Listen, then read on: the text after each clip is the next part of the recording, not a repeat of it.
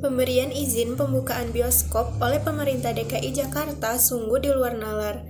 Tidak ada urgensi memberikan kelonggaran semacam itu saat wabah COVID-19 belum terkendali. Dalam 2 pekan terakhir, jumlah rata-rata pasien baru COVID-19 di ibu kota hampir 600 orang setiap hari. Angka itu naik drastis dibanding data pada akhir Juli lalu ketika penambahan jumlah pasien baru masih di kisaran 400-an. Rasio positif di Jakarta dalam 2 pekan terakhir juga lebih dari 10%. Artinya, terdapat 10 orang positif dari setiap 100 orang yang diuji usap. Situasi ini lebih buruk ketimbang bulan lalu ketika rasio positif di Jakarta sempat berada di ambang batas aman versi Organisasi Kesehatan Dunia atau WHO, yaitu 5%. Karena itu, sulit memahami alasan Gubernur DKI Jakarta Anies Baswedan mengizinkan bioskop segera dibuka lagi.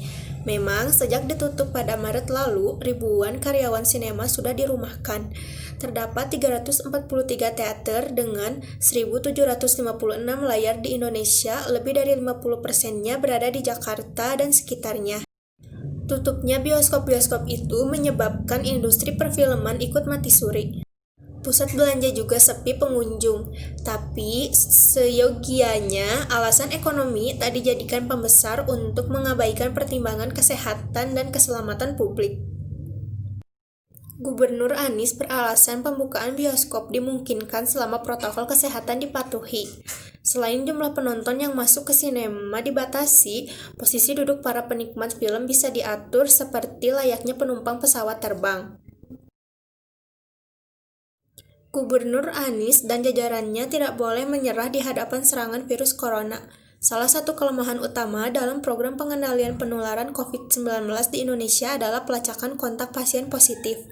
Saat ini, kapasitas pemerintahan dalam pelacakan jejaring kontak pasien masih di bawah standar WHO. Protokol Kementerian Kesehatan Masyarakat, 80% dari semua kontak pasien harus sudah terlacak dan diisolasi dalam 3 hari selepas konfirmasi status pasien.